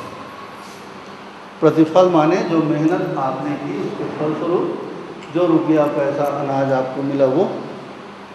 पुरस्कार और पारितोषिक क्या है? जब आदमी कोई विशेष अच्छा, बढ़िया, गौरवपूर्ण, शानदार किसी भी क्षेत्र में काम करे तो उसको हम इनाम देते हैं। और एक और तरीके से हमको धन मिलता है। मान लीजिए आप अपने ससुराल गए, तो ससुराल में भाई आप दामाद हैं, आप अपने ससुराल के लिए सम्माननीय सदस्य हैं, कंवर जी करके। कई घरों में तो दामाद माने भगवान आ गया हो ऐसा स्वागत करते हैं। 24 घंटे ससुराल के लोग आगे पीछे उनके लगे रहते हैं। आप क्या खाएंगे, अब चाय पिएंगे, अब नाश्ता कौन सा करेंगे, कपड़ा नया टॉवेल ला के रखो, कंवर जी आए हैं। और उसके बाद जाते समय किसी को धोती, किसी को कुर्ता, किसी को पैसा, जिसको हम भेंट देना। कभी समधी आए हैं, कभी दामाद आए हैं, कभी बेटी आई है, कभी कोई बड़े आदमी हमारे घर में आए हैं, तो उनको भेंट स्वरूप हम कुछ देते हैं। तो इस तरह भेंट में मिला हुआ जो धन या वस्तु है वो भी हमारा है। कोई बहुत अच्छा शानदार गौरवपूर्ण काम करके हमको जो इनाम मिलता है वह भी हमारा है। ये पारितोषिक और पुरस्कार में वही आता है। और जो हमने अपनी मेहनत करके कमाया है वो भी हमारा है। इन तीनों को स्वधन माने अपना धन ऐसा कहते हैं। इस सीमा में आदमी जिए तो कोई झगड़ा नहीं। इनाम में मिला हो, किसी मित्र के यहाँ, ससुराल में, किसी रिश्तेदारी में, भेंट में मिला हो, और तीसरा आपकी अपनी मेहनत की कमाई के फलस्वरूप मिला हो।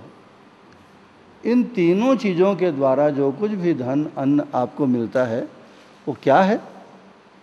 वो आपका अपना धन है, उसमें झगड़ा नहीं होता। स्वधन की सीमा में जियो, ये सामाजिक नियम है। अगर झगड़े से बचना हो तो झगड़ा जितना भी हुआ है इतिहास से लेकर आज तक, जब जब दूसरे के धन को पाने की, छीनने की हम कोशिश करते हैं, जब जब बस वो झगड़े का कारण बनता है।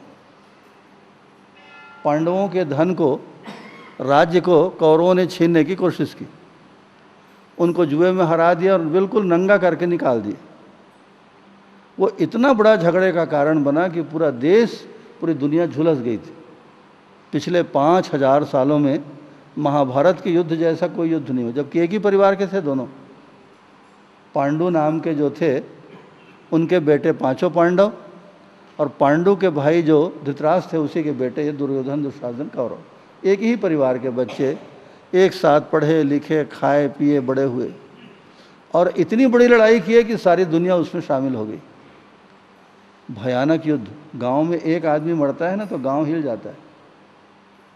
उस युद्ध में 47 लाख और 2-2.5 हजार आदमी, 18 दिन के भीतर 47 लाख आदमी मरे थे। और मरहा खुरहा नहीं, दुनिया के सर्वश्रेष्ठ आदमियों की हत्या हुई उसमें, दुनिया के 18 दिन के भीतर। कैसा महाभयावह युद्ध हुआ होगा। वो क्या था, कुल मिला के धन का झगड़ा था। पांडवों के राज्य को दुर्योधन हड़प के ना उनको कुछ देना नहीं चाहता था। इसी बात को लेके एक और मामला है, उसको अभी देखते हैं। तो स्वधन माने ईमानदारी का धन।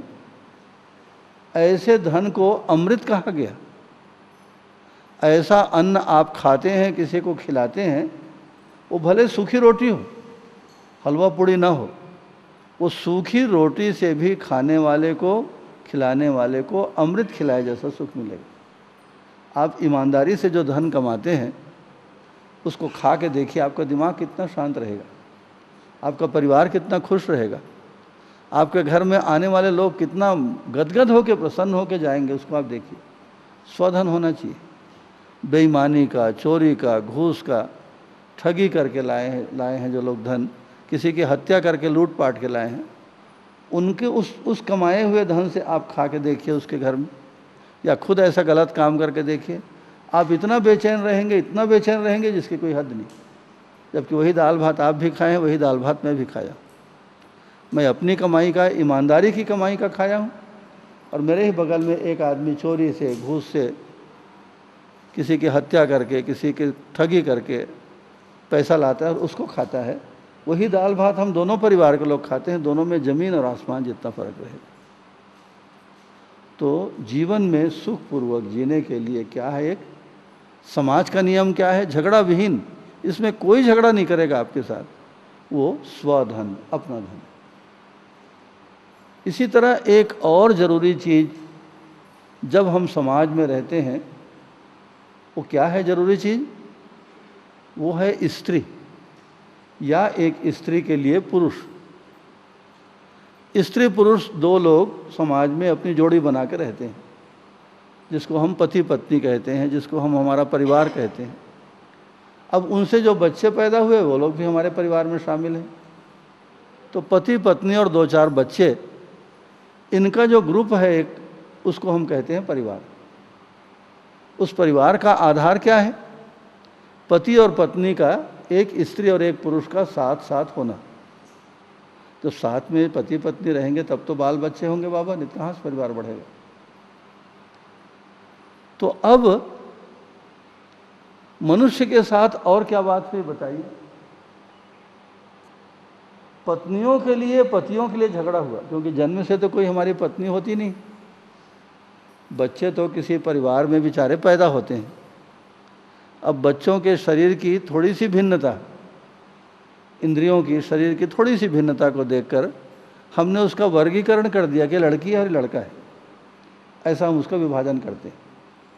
अब उसके बाद बच्चे खाते हैं, पीते हैं, कपड़ा पहनते हैं, खेलते हैं, बड़े हो जाते हैं। तो जवान होने के बाद स्वाभाविक रूप से हमको सिखाना नहीं पड़ता कि देखो भाई अब तुम बड़ी हो गई हो, अब तुमको शादी करनी चाहिए, अब तुमको प्रेम करना चाहिए, बाल बच्चों को जन्म देना चाहिए, ऐसा कोई सिखाता है क्या?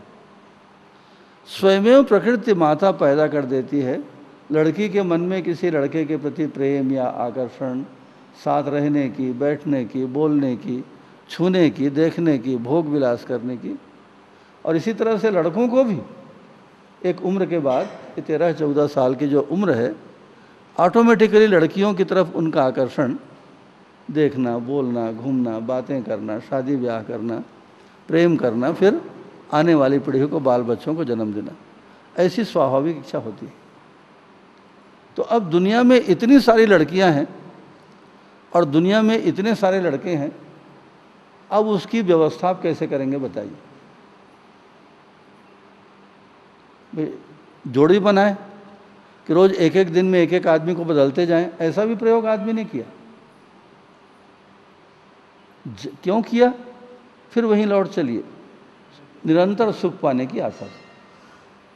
अगर एक स्त्री से, एक पत्नी से, उसके साथ रह के, बैठ के, बोल के, छू के, भोग विलास करके हमको इतना सुख मिलता है, तो अगर मेरी 10 पत्नियां हो तो, अगर 100 पत्नियां हो तो, अगर हर रोज मैं एक नई पत्नी के साथ अपनी ज़िंदगी बिताऊं तो मुझको कैसा लगेगा? ऐसा प्रयोग करके भी लोग देखे। चीन और मंगोलिया के बीच दुनिया की सबसे बड़ी दीवार बनाए, बहुत ऊंची दीवार, कहते हैं 5000 किलोमीटर लंबी दीवार है। चीन के जिस राजा ने उसको बनवाया ना, उसकी कितनी पत्नियां थी आपको पता है? एक पत्नी के साथ अगर आज के दिन वो रहा तो रोज वो नई पत्नी के साथ रहता था। अब आज जिस पत्नी के साथ रहा है, उस पत्नी के पास जाने का मौका उसको 27 साल के बाद लगेगा। सोचिए, माने रोज एक नई लड़की के साथ अपन रहेंगे। चलो, अगर स्त्री से सुख मिलता है तो नई नई लड़कियों के साथ रहेंगे तो कैसा लगेगा?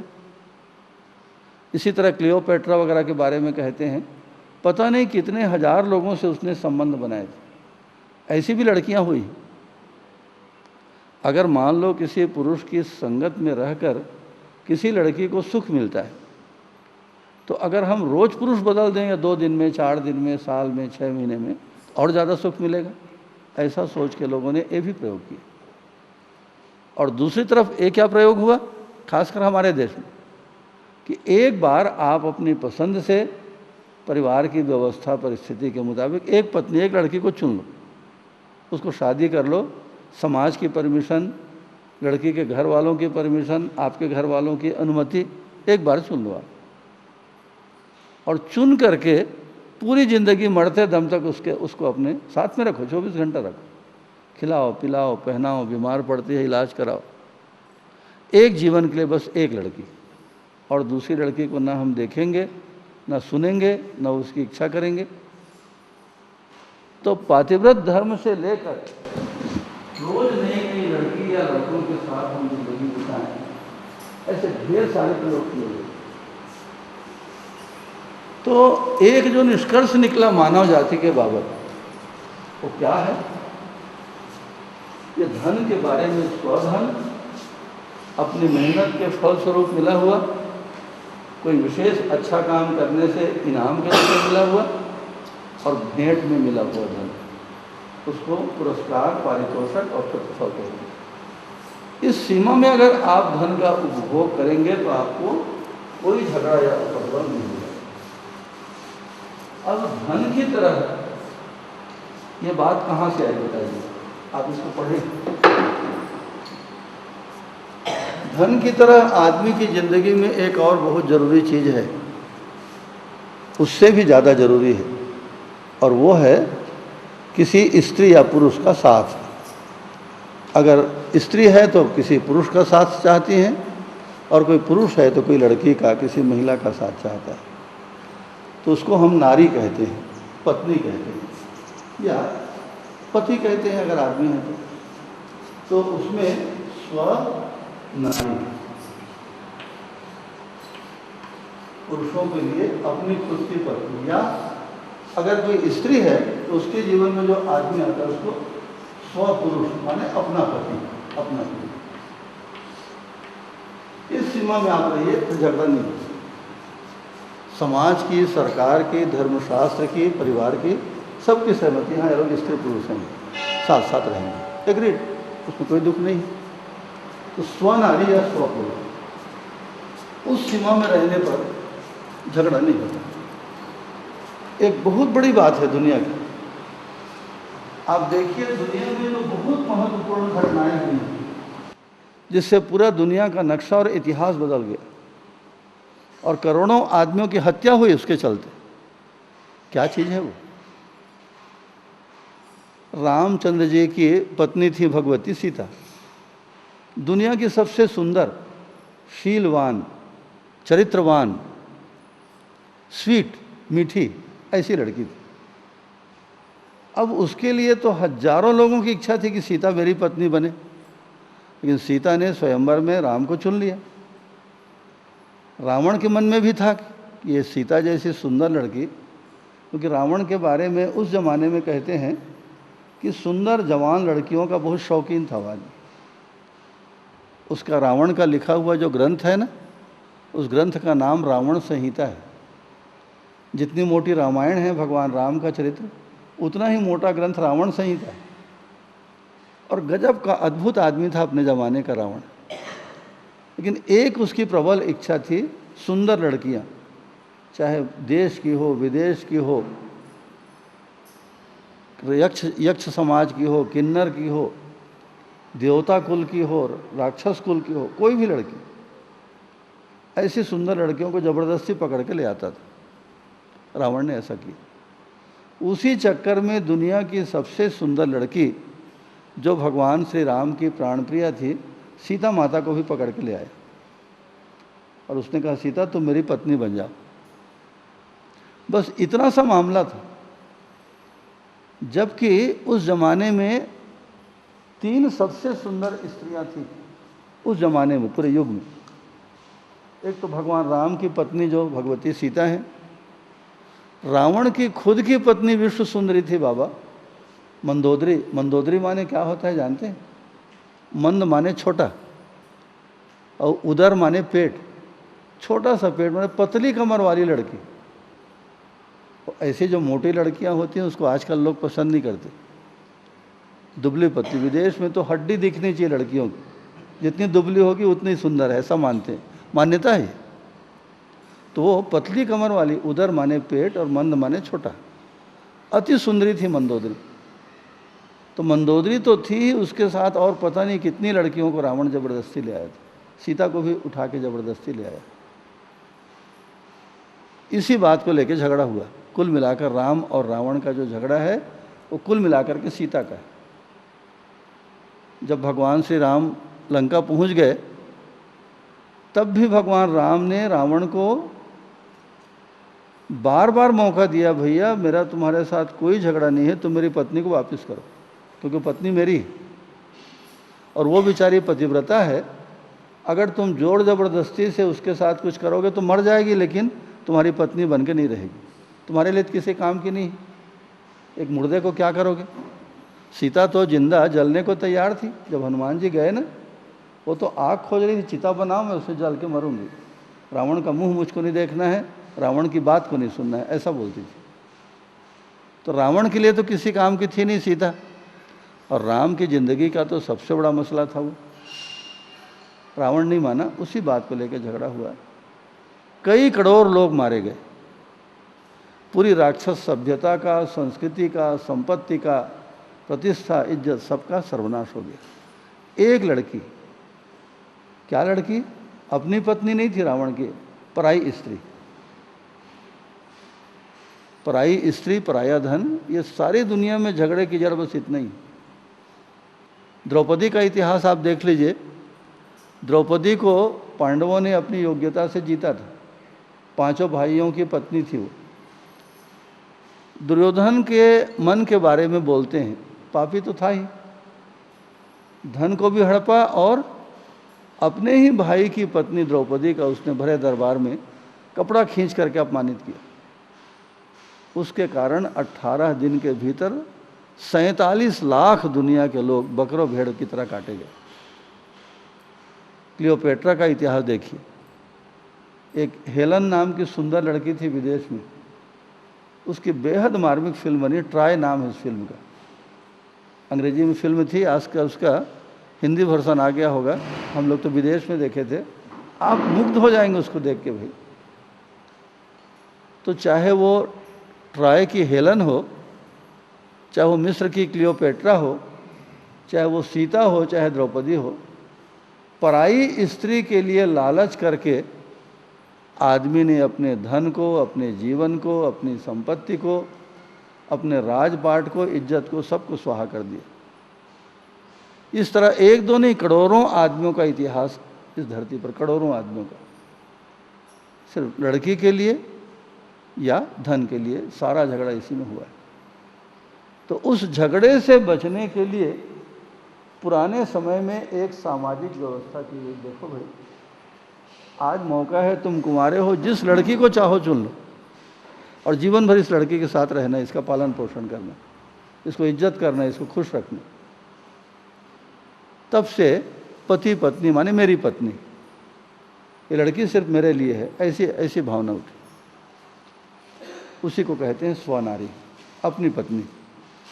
समाज ने जिस लड़की को आपके साथ रहने के लिए परमिशन दिया हो, अनुमति दी हो, वो अपनी पत्नी कहलाती है। या ऐसा लड़का, ऐसा पुरुष जिसके साथ रहने के लिए समाज ने आपको अलाउ किया हो, किसी लड़की को, ये तुम्हारा पति है, जाओ, तो उसी को स्वपुरुष या स्वनारी कहते हैं। उस सीमा में आप रहिए, उसके बाद कोई झगड़ा नहीं। दूसरे की स्त्री, दूसरे का धन, जब जब आदमी चाहे कितना ही बड़ा आदमी हो लालच किया, उसी चक्कर में मारा गया, बर्बाद हुआ, तहस नहस हुआ, झगड़े हुए, संपूर्ण मानव जाति का अकल्याण हुआ। और एक चीज और सामाजिक नियम में,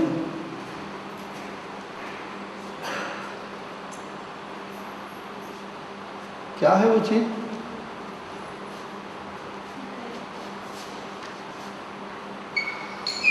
दयापूर्ण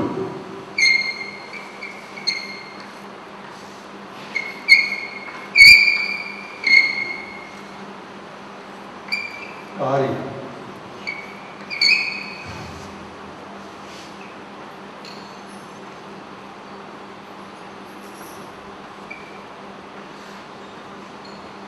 दयापूर्ण कार्य व्यवहार, एक तो स्वधन, दूसरा नियम है स्वनारी या स्वपुरुष, अपना पति या अपनी पत्नी, जो भी नाम दीजिए, और तीसरा है दयापूर्ण कार्य व्यवहार।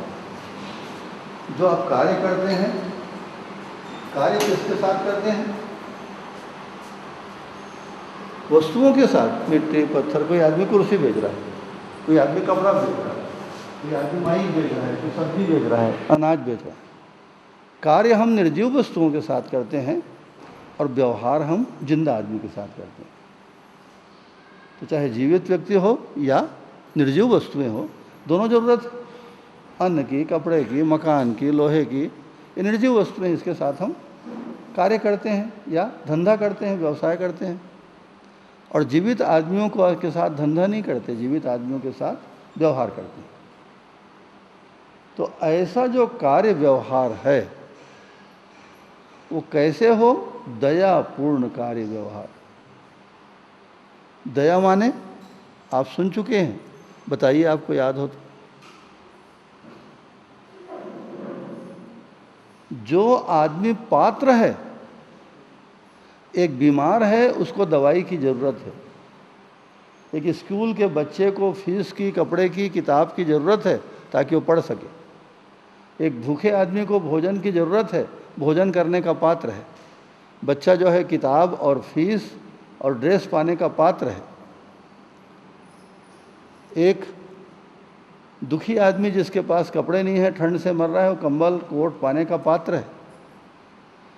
उस वस्तु को देकर उसके दुख को दूर करना, इसको दया कहते हैं। इसलिए हमारे देश में तो कम से कम इन चीज़ों का एक बहुत बड़ा सिस्टम बनाया गया। एकादशी के बाद द्वादशी के दिन खाना बाद में खाएंगे, कम से कम एक आदमी का भोजन, दाल चावल सब्जी, यहाँ तक कि नमक मिर्ची तक पहले दान करो, किसी ज़रूरतमंद आदमी को दे दो। ये अक्ति का समय आ गया, घड़ा दान करो, फलाना पर्व आ गया, ये दान करो, मकर संक्रांति आ गई, तिल का और उसका लाई का लड्डू है, उसका दान करो। माने कोई न कोई बहाना लगा के निरंतर आपके पास जो है, किसी को भी देना दान नहीं है ना, पात्रता को। जो भूखा आदमी को भोजन कराते हैं वो दया है। अब मेरा पेट भरा है, 4 जगह तो शादी में पार्टी खा के आया, अब आप मुझको पकड़े, नहीं महाराज जी आप इतने साल में आए हैं मेरे घर, मैं आपको खाने पीने नहीं जाने दूंगा। अरे वो ठीक है बाबा, लेकिन मेरे पेट में इतनी सी जगह नहीं है, अब आप दुनिया की बढ़िया से बढ़िया चीज़ परोस दीजिए, मेरे लिए तो न मेरे को रुचि है और न मुझको फ़ायदा करेगा बल्कि नुकसान करेगा। तो मेरे को खिलाने से आपको 1 पैसा पुण्य नहीं मिलेगा। इसका पेट भरा है और ओवरलोडेड है, एक जगह नहीं 4 जगह शादी में न्योता खा के आए, उसको आप और 5वीं जगह आज मेरे घर की शादी इसलिए खाओ, ये सब बेकार की बात। हाँ, आपका स्वागत है भाई, आप आइए बैठिए, जो खाना हो खाइए, नहीं खाने से खुश होते हैं मत खाइए, आप बस बेटी को आशीर्वाद दे के चले जाइए।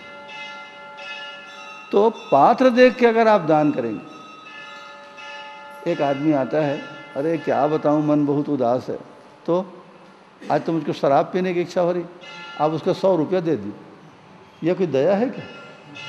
आप उसके ऊपर दया नहीं कर रहे हैं बाबा, उसको गड्ढे में डाल रहे हैं। पैसा नहीं रहता तो हो सकता है नहीं पीता, या पीता तो 2-5 रुपये का पीता, आप उसको 100 रुपया दे दिया और उल्टा सीधा पे किसी नाली में जाकर पड़ेगा, घर में जाके पत्नी से झगड़ा करेगा, बाल बच्चों की पिटाई करेगा, किसी को मोहल्ले में गाली बकेगा। तो ये दया नहीं है। सही पात्र को अगर आप उसी वस्तु को देखें, एक स्कूल के बच्चे को अगर आप 1000 रुपये का कपड़ा दे दिए, वो भी दया नहीं। उस गरीब को फीस की ज़रूरत है, किताब की ज़रूरत है, स्कूल ड्रेस की ज़रूरत है। आप जैसे इंग्लैंड जाएंगे ना, तो आपको इंग्लैंड की सरकार से अनुमति लेनी पड़ती कि मैं इतने दिनों के लिए आपके देश में आना चाहता हूँ, ऐसा हम लोग फार्म भर के देते हैं। तो उसके बाद इंटरव्यू होता है, आपको पता है, जैसे नौकरी के लिए इंटरव्यू होता है वैसे ही हम लोग दिल्ली में गए थे इंटरव्यू में, किसी को नहीं जाने देते साथ में, यहाँ तक कि आप पति पत्नी हैं दोनों को अलग अलग बुलाते हैं और इतना पूछते हैं जैसा बंदूक में धाए धाए धाए गोली चलाता है। नाम क्या है, जात क्या है, कहाँ रहते हो, किस काम से जा रहे हो, किसके साथ ठहरोगे, वहाँ पैसा कमाओगे तो कितना कमाओगे, या धंधा करोगे तो क्या धंधा, इतना धाए धाए पूछते हैं। अगर आप इतना सा झूठ बोले, लोग नोट करके रखते हैं। उसके बाद थोड़ी देर के बाद आपकी पत्नी को बुलाएंगे, वही सवाल उससे पूछेंगे और थोड़ा सा कहीं दोनों के उत्तर में ऊपर नीचे हुआ, वो समझ जाते हैं झूठ बोल रहा है आदमी। उसके बाद आपका बेटा भी छोटा सा बच्चा है जो जाने वाला है विदेश, तो उसको माँ बाप के साथ नहीं बुलाते, उसको अलग से बुलाते, क्योंकि बच्चे प्रायः झूठ नहीं बोलते। तो बच्चों से उसी बात को पूछेंगे। अगर आप इतना सा झूठ बोले हैं तुरंत उन्हें पकड़ लेते हैं। वो तो भैया दाई से पेट क्या छिपाओगे। तो कई लोगों को तो 10-10 साल तक इंग्लैंड जाने के लिए अनुमति नहीं मिलती, उस अनुमति को वीसा कहते हैं। फिर अपने देश की सरकार से भी आप अनुमति लोगे कि मैं महीना 15 के लिए इंग्लैंड जाना चाहता हूँ। हमारे देश की सरकार जो अनुमति देती है उसको हम पासपोर्ट कहते हैं, और जिस देश में आपको जाना है वहाँ की सरकार जब आपको अनुमति देती है उसको वीसा कहते हैं। वीज़ा या वीसा उसका नाम है। और ये जब दोनों काम हो जाएगा तब आप टिकट कटा के किसी हवाई जहाज़ में बैठ के तब आप विदेश को जाओगे, उससे कम में नहीं। तो क्यों नहीं जाने देते बताइए। हम लोग जिस दिन गए थे ना, मैं तो घबरा गया, तबीयत भी बहुत अच्छी नहीं थी। 9 बजे काउंटर खुलता था, लोग 7 बजे से लाइन में खड़े थे, कम से कम 600-700 आदमी विदेश जाने के लिए वीसा लेने। हे भगवान, मैं तो चक्कर आ जाएगा इतने लोगों के बीच, क्या करूं, अब विदेश जाने का शौक़ मैं छोड़ दूं, ऐसा मेरे मन में निराशा आने लगी। खैर किसी तरह लटर पटर करते हम लोग गए। नौकरी के लिए क्या इंटरव्यू होगा वैसा इंटरव्यू होता है। धाए धाए सवाल को, वो महिला थी, अंग्रेज महिला, जो मेरे सवाल पूछ रही थी। उसके बाद अब हम लोगों को तो क्या करना था भाई, जो बात जैसी थी सही सही बता दिए। तुमको वीसा देना हो दे दो, नहीं देना हो तो मत दो, कोई हमारा काम थोड़ी अटक जाएगा इंग्लैंड जाए बिना। बोले आप नीचे बैठिए, मैं आपको बताती हूँ। फिर 5-10 मिनट के बाद हंसते हुए आई और बोले जाइए आपका वीसा हो गया। 700 लोगों में मुश्किल से 40 लोगों को वीसा मिला, सिर्फ 40 लोगों को। 700 लोग लाइन में खड़े थे उस दिन। ये मामला क्या है आप समझ गए क्या मामला है? क्योंकि एक बार 5,000 रुपया उसकी फ़ीस लेते हैं खाली इंटरव्यू दिलाने की। और जब हम लोग काउंटर में गए ना तो अंग्रेज़ अधिकारी हम लोगों को चमकाया, फार्म को देखा, उसको बोला क्यों बेकार पैसा खर्चा करते हो, क्योंकि एक बार आप फ़ीस पटा दिए ना, अब आपको वीसा मिले चाहे मत मिले फ़ीस को वापस नहीं करते लोग। ले भाई तो और काम ला नहीं करें तो परमिशन नहीं देते तो पैसा लो वापस कर दे। नहीं, पैसा तो गया, जो 5,000 के करीब कुछ पैसा लिए थे लोग, वो पैसा गया। वो आपको वीसा मिले तो ना मिले तो, इंटरव्यू में गए माने पैसा जब्त हो गया। ऐसा एक एक दिन में जिसको ब्रिटिश हाई कमीशन की जो एम्बेसी है 15-15, 20-20 लाख रुपया कमाती है। खाली आपको शौक़ है तो आप आइए जी, इंटरव्यू दिलाइए, नहीं शौक़ है तो मत आइए, वहाँ तो लोगों की लाइन लगी है। तो लोगों को वीसा क्यों नहीं देते भाई? अपने खर्चे से हमको जाना है जी, अपने खर्चे से रहेंगे, क्यों नहीं देते वो लोग? यही मामला है कि अगर आप वहाँ गए, बीमार पड़ गए, इलाज के लिए पैसा नहीं है तो आपको मरने नहीं देंगे, बढ़िया से बढ़िया अस्पताल में सरकार आपका इलाज कराएगी। आपको रहने को घर नहीं है, मान लो कोई ऐसी परिस्थिति आ गई, आपको बढ़िया घर देगी। वहाँ तो ठंड बहुत है और ऐसे मोटे कपड़े नहीं हैं, तो स्वेटर खरीदने के लिए भी आपको पैसा देगी, कोयला जलाने के लिए सरकार पैसा देती। अगर आपको काम नहीं मिला वहाँ जाके, आप भूख मरने लगे, हर हफ्ता आपको, अरे भैया तुम भूख मत मरो, कपड़ा भी पहनो, खाना भी खाओ, घूमो भी, सरकार आपको पैसा देगी, बेकारी भत्ता कहते। माने एक बार उस देश में जाकर आप घुस गए तो सारी जिम्मेदारी सरकार के सिर के ऊपर। अब जितने दिन रहेंगे और आप कोई विशेष खर्च की मुसीबत की परिस्थिति आएगी, उसमें सरकार का धर्म होता है कि खाना भी दे, कपड़ा भी दे, आपको पैसा नहीं है तो पैसा भी दे, बीमार पड़ गए तो इलाज और अस्पताल की व्यवस्था करे। इसलिए बहुत देख समझ के, सोच बूझ करके, ले दे के अपने देश में जाने की अनुमति वो लोग देते हैं। हमारे देश जैसा थोड़ी क्या भाई, तुम्हारे पास पैसा नहीं